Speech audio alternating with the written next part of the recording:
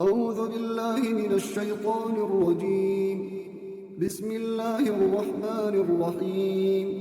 والنجم إذا هوى ما ضل صاحبكم وما غوى وما ينطق عن الهوى إن هو إلا وحي يوحى علمه شديد القوى ذو مرة فاستوى وهو بالأفق الأعلى ثم دنا فتدلى فكان قاب قوسين أو أدنى فأوحى إلى عبده ما أوحى ما كذب الفؤاد ما رأى أفتمارونه على ما يرى ولقد رآه نزلة أخرى عند سدرة المنتهى عندها جنة المأوى إذ يغشى السدرة ما يغشى ما زاغ البصر وما طغى لقد رأى من آيات ربه الكبرى أفرأيتم اللات والعزى ومناة الثالثة الأخرى ألكم الذكر وله الأنثى تلك إذا قسمة ضيزى إن هي إلا أسماء سميتموها أنتم وآباؤكم ما أنزل الله بها من سلطان إن يتبعون إلا الظن وما تهوى الأنفس ولقد جاءهم من ربهم الهدى أم للإنسان ما تمنى فلله الآخرة والأولى وكم من ملك في السماوات لا تغني شفاعتهم شيئا إلا من بعد أن يأذن الله لمن يشاء ويرضى إن الذين لا يؤمنون بالآخرة ليسمون الملائكة تسمية الأنثى وما لهم به من علم إن يتبعون إلا الظن وإن الظن لا يغني من الحق شيئا فأعرض عن من تولى عن ذكرنا ولم يرد إلا الحياة الدنيا ذلك مبلغهم من العلم إن ربك هو أعلم بمن ضل عن سبيله وهو أعلم بمن اهتدى ولله ما في السماوات وما في الأرض ليجزي الذين أساءوا بما عملوا ويجزي الذين أحسنوا بالحسنى الذين يجتنبون كبائر الإثم والفواحش إلا اللمم إن ربك واسع المغفرة هو أعلم بكم إذ أنشأكم من الأرض وإذ أنتم أجنة في بطون أمهاتكم فلا تزكوا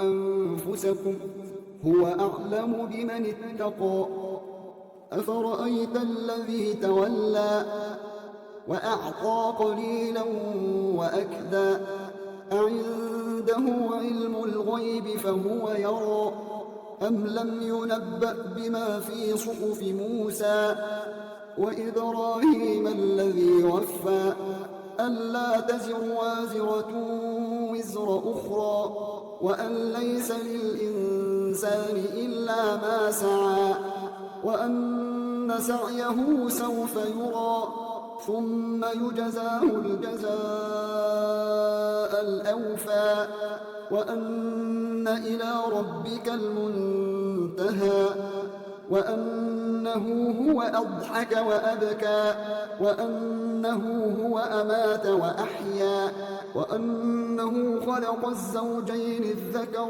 والأنثى من نطفة إذا تمنى وأن عليه النشأة الأخرى وأنه هو أغنى وأقنى وأنه هو رب الشعرى وأنه أهلك عادا الأولى وثمود فما أبقى وقوم نوح من قبل إنهم كانوا هم أظلم وأطغى والمؤتفكة أهوى فغشاها ما غشى فبأي آلاء ربك تتمارى هذا نذير من النذر الأولى أزفت الآزفة ليس لها من دون الله كاشفة أفمن هذا الحديث تعجبون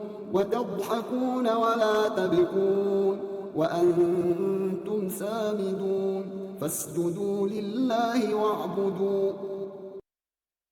شروع اللہ کا نام لے کر جو بڑا مہربان نہایت رحم والا ہے. ستارے کی قسم جب غائب ہونے لگے کہ تمہارے رفیق یعنی ہمارے نبی نہ رستہ بھولے ہیں نہ بھٹکے ہیں اور نہ یہ خواہش نفس سے کچھ بولتے ہیں. یہ قرآن تو ایک وحی ہے جو ان کی طرف بھیجی جاتی ہے. ان کو نہایت قوت والے نے سکھایا یعنی جبرائیل نے جو طاقتور ہیں. پھر وہ پوری طرح بیٹھے جبکہ وہ آسمان کے اونچے کنارے پر تھے. پھر وہ قریب ہوئے, پھر مزید نیچے آ گئے تو وہ 2 کمان کے فاصلے پر ہو گئے یا اس سے بھی کم. پھر اللہ نے اپنے بندے کی طرف جو حکم بھیجا سو بھیجا. جو کچھ انہوں نے دیکھا ان کے دل نے اس کو جھوٹ نہ جانا. کیا جو کچھ وہ دیکھتے ہیں تم اس میں ان سے جھگڑتے ہو؟ اور انہوں نے اس کو یعنی جبرائیل کو ایک اور بار بھی اترتے دیکھا ہے سدرۃ المنتہا کے پاس. اسی کے پاس ہمیشہ رہنے کی بہشت ہے جبکہ اس بیری پر چھا رہا تھا جو چھا رہا تھا. ان کی آنکھ نہ تو اور طرف مائل ہوئی اور نہ حد سے آگے بڑھی. انہوں نے اپنے پروردگار کی قدرت کی بہت ہی بڑی بڑی نشانیاں دیکھی. بھلا تم لوگوں نے لات اور عزا کو دیکھا اور تیسری مورتی یعنی منات کو؟ مشرکو, کیا تمہارے لیے تو بیٹے ہوں اور اللہ کے لیے بیٹیاں؟ یہ تو بہت ہی بے انصافی کی تقسیم ہوئی. وہ تو صرف نام ہی نام ہے جو تم نے اور تمہارے باپ دادا نے رکھ لیے ہیں. اللہ نے تو ان کی کوئی سند نازل نہیں کی. یہ لوگ محض خیال و گمان اور خواہشات نفس کے پیچھے چل رہے ہیں, حالانکہ ان کے پروردگار کی طرف سے ان کے پاس ہدایت آ چکی ہے. کیا جس چیز کی انسان آرزو کرتا ہے وہ اسے ضرور ملتی ہے؟ سو آخرت اور دنیا تو اللہ ہی کے ہاتھ میں ہے. اور آسمانوں میں بہت سے فرشتے ہیں جن کی سفارش کچھ بھی فائدہ نہیں دیتی مگر اس وقت کہ اللہ جس کے لیے چاہے اجازت بخشے اور سفارش پسند بھی کرے. جو لوگ آخرت پر ایمان نہیں لاتے وہ فرشتوں کو لڑکیوں کے نام سے موسوم کرتے ہیں, حالانکہ ان کو اس کی کچھ خبر نہیں. وہ صرف خیال و گمان پر چلتے ہیں جبکہ خیال و گمان حق کے مقابلے میں کچھ کام نہیں آتا. تو جو ہماری یاد سے روگردانی کرے اور صرف دنیا ہی کی زندگی کا خواہاں ہو اس سے تم بھی منہ پھیر لو. ان کے علم کی یہی انتہا ہے. تمہارا پروردگار اس کو بھی خوب جانتا ہے جو اس کے رستے سے بھٹک گیا اور اس سے بھی خوب واقف ہے جو رستے پر چلا. اور جو کچھ آسمانوں میں ہے اور جو کچھ زمین میں ہے سب اللہ ہی کا ہے. اور اس نے خلقت کو اس لیے پیدا کیا ہے کہ جن لوگوں نے برے کام کیے ان کو ان کے اعمال کا بدلہ دے اور جنہوں نے نیکیاں کی ان کو نیک بدلہ دے. جو صغیرہ گناہوں کے سوا بڑے بڑے گناہوں اور بے حیائی کی باتوں سے اجتناب کرتے ہیں بے شک تمہارا پروردگار بڑی بخشش والا ہے. وہ تم کو خوب جانتا ہے. جب اس نے تم کو مٹی سے پیدا کیا اور جب تم اپنی ماؤں کے پیٹ میں بچے تھے تو اپنے آپ کو پاک صاف نہ جتاؤ. جو پرہیزگار ہے وہ اس سے خوب واقف ہے. بھلا تم نے اس شخص کو دیکھا جس نے منہ پھیر لیا اور تھوڑا سا دیا پھر ہاتھ روک لیا؟ کیا اس کے پاس غیب کا علم ہے کہ وہ اسے دیکھ رہا ہے؟ کیا جو باتیں موسیٰ کے صحیفوں میں ہیں ان کی اس کو خبر نہیں پہنچی؟ اور ابراہیم کے صحیفوں کی جنہوں نے حق کے اطاعت اور رسالت پورا کیا وہ یہ کہ کوئی شخص دوسرے کے گناہ کا بوجھ نہیں اٹھائے گا اور یہ کہ انسان کو وہی ملتا ہے جس کے لیے وہ محنت کرتا ہے اور یہ کہ اس کی محنت کا جائزہ لیا جائے گا. फिर उसको उसका पूरा पूरा बदला दिया जाएगा। और ये कि तुम्हारे परवरदिगार ही के पास पहुंचना है, और ये कि वो हंसाता और रुलाता है, और ये कि वही मारता और जिलाता है, और ये कि वही दोनों जोड़े यानी नर और मादा पैदा करता है, यानी नुतफे से जो रहम में डाला जाता है, और ये कि क़यामत को दोबारा उठाना उसी का जिम्मा है, और ये कि वही दौलतमंद बनाता और वही मुफलिस करता है, और ये कि वही शेरा नामी तारे का भी मालिक है, और ये कि उसी ने आदे अव्वल को हलाक कर डाला और समूद को भी, गरज किसी को बाकी न छोड़ा, और उनसे पहले कौम नूह को भी। कुछ शक नहीं कि वो लोग बड़े ही जालिम और बड़े ही सरकश थे। और उसी ने उल्टी हुई बस्तियों को दे पटका, फिर उन पर जो चीज छा गई सो छा गई। तो ऐ इंसान, तू अपने परवरदिगार की कौन कौन सी नेमत पर झगड़ेगा? ये पैगंबर भी पहले के खबरदार करने वालों में से एक खबरदार करने वाले हैं। आने वाली यानी क़यामत करीब आ पहुंची।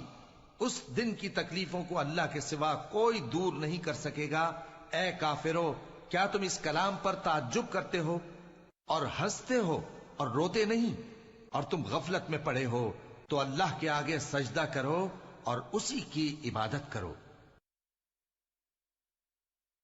In the name of God, the gracious, the merciful. By the star as it goes down. Your friend has not gone astray, nor has he erred. Nor does he speak out of desire. It is but a revelation revealed, taught to him by the extremely powerful, the one of vigor. He settled while he was at the highest horizon. Then he came near, and hovered around. He was within 2 bows' length, or closer. Then he revealed to his servant what he revealed. The heart did not lie about what it saw. Will you dispute with him concerning what he saw? He saw him on another descent, at the lotus tree of the extremity, near which is the garden of repose.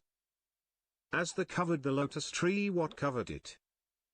The sight did not waver, nor did it exceed. He saw some of the great signs of his Lord. Have you considered Al-Lat and Al-Uzza? And Manat, the third one, the other? Are you to have the males, and he the females? What a bizarre distribution! These are nothing but names, which you have devised, you and your ancestors, for which God sent down no authority. They follow nothing but assumptions, and what the ego desires, even though guidance has come to them from their Lord. Or is the human being to have whatever he desires? To God belong the last and the first. How many an angel is there in the heavens whose intercession avails nothing, except after God gives permission to whomever he wills, and approves. Those who do not believe in the hereafter give the angels the names of females. They have no knowledge of that. They only follow assumptions, and assumptions are no substitute for the truth. So avoid him who has turned away from our remembrance, and desires nothing but the present life. That is the extent of their knowledge. Your Lord knows best who has strayed from his path, and he knows best who has accepted guidance. To God belongs whatever is in the heavens and whatever is on earth. He will repay those who do evil according to their deeds, and recompense those who do good with the best. Those who avoid gross sins and indecencies, except for minor lapses, your Lord is of vast forgiveness. He knows you well, ever since he created you from the earth, and ever since you were embryos in your mother's wombs. So do not acclaim your own virtue. He is fully aware of the righteous. Have you considered him who turned away, and gave a little, and held back? Does he possess knowledge of the unseen, and can therefore foresee? Or was he not informed of what is in the scrolls of Moses, and of Abraham, who fulfilled that no soul bears the burdens of another soul, and that the human being attains only what he strives for? and that his efforts will be witnessed. Then he will be rewarded for it the fullest reward. And that to your Lord is the finality. And that it is he who causes laughter and weeping.